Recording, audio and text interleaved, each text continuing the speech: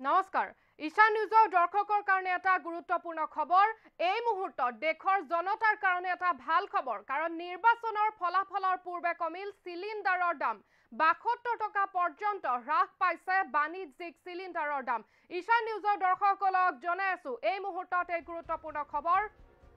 নিৰ্বাচনৰ ফলাফলৰ পূৰ্বে কমিল সিলিণ্ডাৰৰ দাম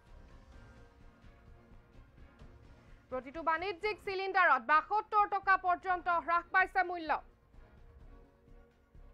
দিল্লীত 19 কিলোগ্ৰাম সিলিণ্ডাৰৰ দাম ৬৯.৫০ টকা কমিল আৰু কলকাতাত বাণিজ্যিক সিলিণ্ডাৰৰ দাম ৭২ টকাকৈ হ্ৰাস পাইছে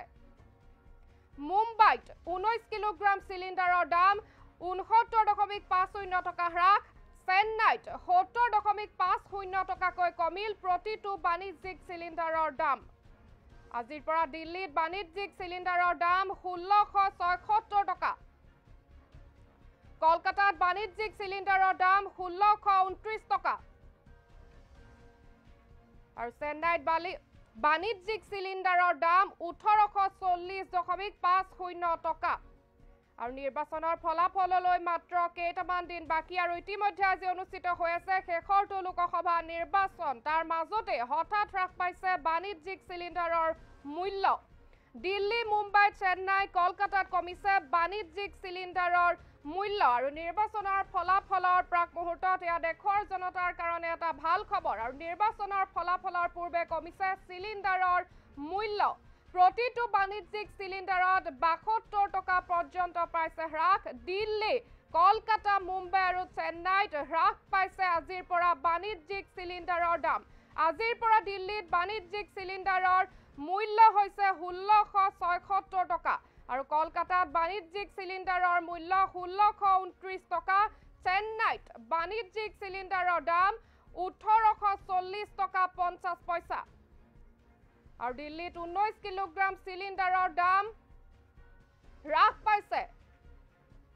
৬৯ টকা ৫০ পইচা আৰু কলকাতাত বাণিজ্যিক সিলিণ্ডাৰৰ মূল্য হ্ৰাস পাইছে ৭২ টকাকৈ আৰু মুম্বাইত 19 কিলোগ্ৰাম সিলিণ্ডাৰৰ দাম হ্ৰাস পাইছে ৬৯ টকা ৫০ পইচাকৈ আৰু চেন্নাইত ৭০ টকা ৫০ পইচাকৈ কমিল প্ৰতিটো বাণিজ্যিক সিলিণ্ডাৰৰ দাম আৰু নিৰ্বাচনৰ ফলাফললৈ মাত্ৰ কেইটামান দিন বাকি থকা অৱস্থাতে দেশৰ জনতাৰ কাৰণে ভাল খবৰটো প্ৰতিটো বাণিজ্যিক সিলিণ্ডাৰত ৭২ টকা পৰ্যন্তকৈ কমোৱা হৈছে দাম দিল্লী কলকাতা মুম্বাই আৰু চেন্নাইত কমিছে বাণিজ্যিক সিলিণ্ডাৰৰ মূল্য আৰু নিৰ্বাচনৰ